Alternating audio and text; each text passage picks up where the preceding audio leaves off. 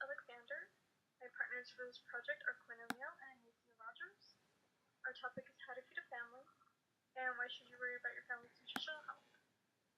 The first part of this video, we'll be talking about how nutritional health affects infants. So, monitoring your infant's nutritional health can help prevent childhood obesity and type 2 diabetes. A poor nutritional diet during infancy or childhood hampers cell division. Even if an adequate diet is established later in life, it will not compensate for the loss of growth during this time.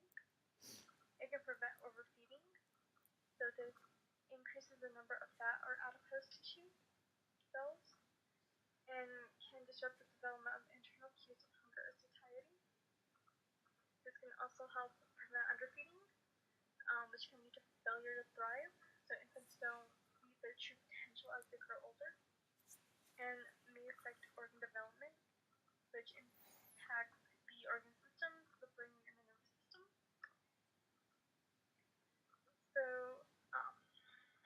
here's a list of how your infant's nutritional health should kind of look like. It's basically a guide to help you. We have the calorie or estimated energy requirement list. It's based off age, so you just choose a formula that is most appropriate for your infant's age. Carbohydrates for infants between 0 to 6 months should consume 60 grams a day. 7 to 12 months should consume 95 grams a day. Protein is based on age, but should be between 9 and 14 grams a day. You should make sure it's not a high protein diet, because that can put a lot of stress on the infant's kidneys. Fat should, infants should consume 30 grams per day, with 50% of total fat coming from essential fatty acids. Parents should monitor fat intake, because excess fat can lead to poor fat digestion. And then for water, infants need about 3 cups a day. This can be provided by the breast milk or formula. And infants are easily dehydrated, and this can damage kidneys, so it's important to make sure that they're very hydrated, but not too hydrated, because overhydration can be just as dangerous. So for the first 6 months, infants should be fed breast milk or formula. Breast milk from the mother meets the nutritional needs of human infants. Formulas must follow the quality control guidelines and fortified with vitamins and minerals without fluoride. When preparing formulas, make sure everything is safe and clean. After 6 months, you can start to expand your infant's food options. So you should add but not replace human milk or formula. You should introduce protein sources, fruits, vegetables, and grains. Food should contain nutrients, calories, proteins, calcium, iron, and zinc. Foods with sugar, sodium, and fiber should be limited. Food should be provided in response to an infant's acute hunger. And then some foods to avoid feeding your infant include highly seasoned foods. This can overpower the senses. Foods that can cause a choking hazard. Cow's milk, the amount of protein is too high for them. Goat milk, the low levels of some nutrients.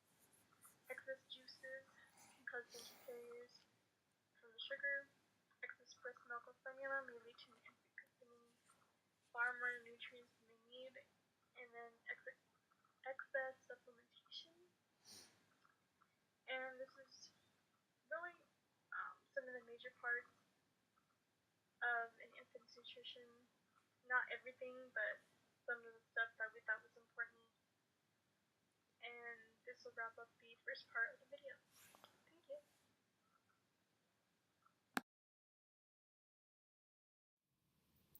Alright, so I'm going to be talking about toddler and preschool age children. So during this time, children are growing rapidly, so it is important that we make sure that they are getting the amount of nutrients that they need to be able to grow and support that. Making sure that they are getting the amount of carbohydrates needed to make sure they aren't going into ketosis. This is very important with the amount of protein that they are consuming at this age. Calcium is also super important for bone growth and mineralization, and making sure that their bone mass is being maximized. Drinking whole milk at the age of 1 to 2 to make sure they're getting the fats that they need. Sodium is also really big right now because most children are consuming 1,000 milligrams of sodium more per day than the recommended daily amount. These are some ways that we can limit that. Limiting salt added foods, limiting the amount of fast foods as well. Some alternatives would be rinsing canned vegetables, getting fresh fruits and vegetables when they're available and you have the resources for them. Cooking home cooked meals is also really big because you are able to limit and monitor what all goes into those meals. Some food tips for children. Teaching good food choices, so educating your children about what they're eating and why they're eating, and just the results of eating healthy foods on your body. Some snack ideas, doing finger food, something easy, getting your children involved, and going from 3 big meals a day to maybe doing 6 smaller meals a day to ensure children can finish those meals and get everything that they need for the day. Developing feeding skills, so exploring what your kids like. Developing good table manners is also really important, and letting your children express themselves through the foods that they eat and choose. Food for picky eaters, build on what they know. Pair new foods with foods that they like and you know that they like and they're going to eat. Save the best for last and not forcing them to eat, because this can lead to bad overeating habits in the future. So school-age children, there was a survey done with some students in a school, and the results were kind of shocking, where 40% of them ate no vegetables, 20% ate no fruit, and less than 20% of girls did not consume the adequate amount of calcium. And you can tell from this that children are not very well educated in nutrition and what they should be eating and what their body needs, especially at this age where they're constantly burning through calories and growing. They need more than just sugar and fast food. So there is a trend right now in overweight and obesity. 30% of students are overweight or obese. 40% of those are obese. And 80% of those 40 are obese children that are going to turn into obese adults. These can be reversed with diet and exercise. And again, this starts at home. With educating your children on what to do, being a good example, and being able to monitor what your children eat. Some ways that we can reverse this trend is cutting screen time and replacing that with being physically active, either as a family or encouraging your children to join an after-school club.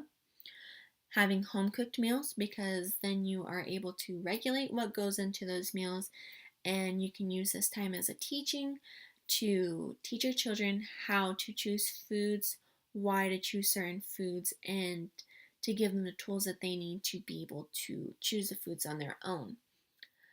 Cutting high calorie foods, sugary soft drinks, and whole milks. I would limit those to maybe once or twice a week. Adding more vitamins and mineral dense foods, and adding healthy snacks and having those healthy snacks available at home. It's also really big. And educating your children about the risk of unhealthy eating, cardiovascular disease, and diabetes start really young. Diabetes starting at the age of 10, and cardiovascular disease have traces of it starting around the age of 9. So these are really big things, so you need to make sure that your children know about. Here I just have a list of some healthy food options that you can find as well and do your own research on. These just give you some fun snack and easy snack ideas. Mini pizzas can be maybe a small meal for children. Mix and match these to get what you need for the day. That is all. Thanks.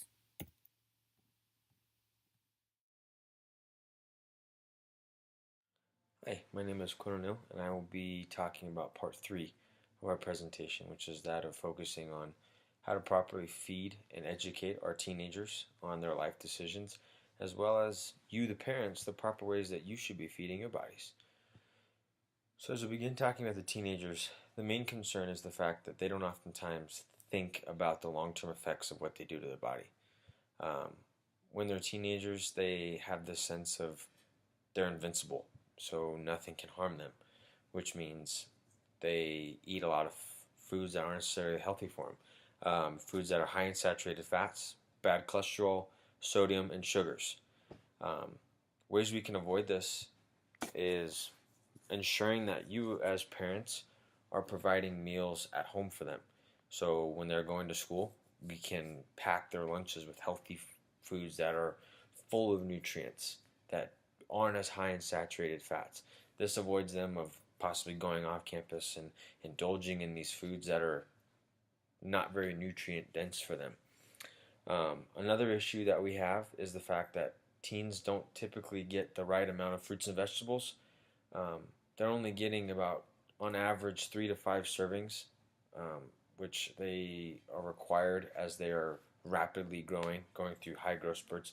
They really honestly need more than that. Um, and the best ways to ensure that they're getting their vegetable intake is to incorporate tasty recipes for these vegetables.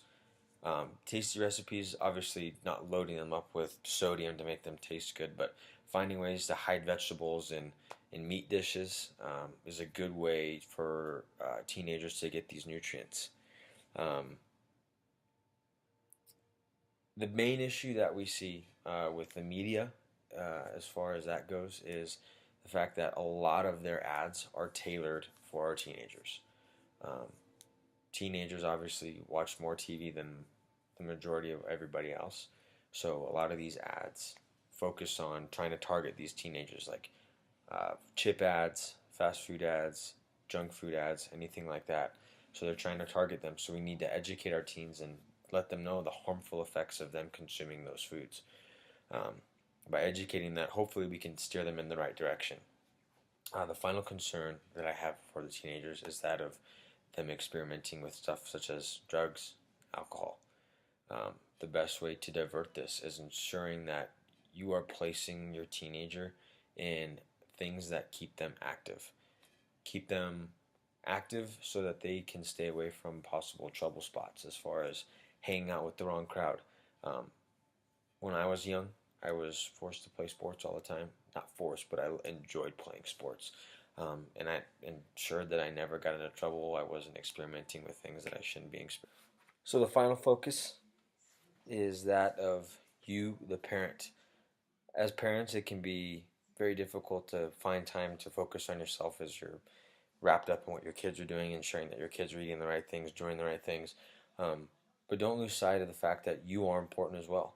Um, you need to focus on the fact that you should be eating a balanced diet of carbohydrates, fats, and proteins. Not getting too much, not getting too little. And on top of that, trying to stay active for at least 30 to 60 minutes a day. Um, whether that's being in a gym membership, whether that's simply walking, find some way to stay active on a daily basis to ensure that you yourself are getting healthy. Um, when you have kids, they can oftentimes cause a lot of stress in your life, which is highly unhealthy for you. Um, so by engaging in these active lifestyles, you can reduce stress as well as keeping yourself healthy. And by keeping yourself healthy, eating the right things, being active, you can also have the effect of teaching your kids the right things to do. And I think that's the main point we're trying to drive through is educate your kids at a young age if you can. And when they become teenagers, make sure that they're developing the right habits because as teenagers, they're developing habits that they're going to continue for the rest of their life. And if you can instill these behaviors when they're young, you can ensure that you did your job as a parent. Thank you for listening to our video. I hope it was informational. Um, Educate, educate, educate. That's the best advice we have for you. Thanks for watching.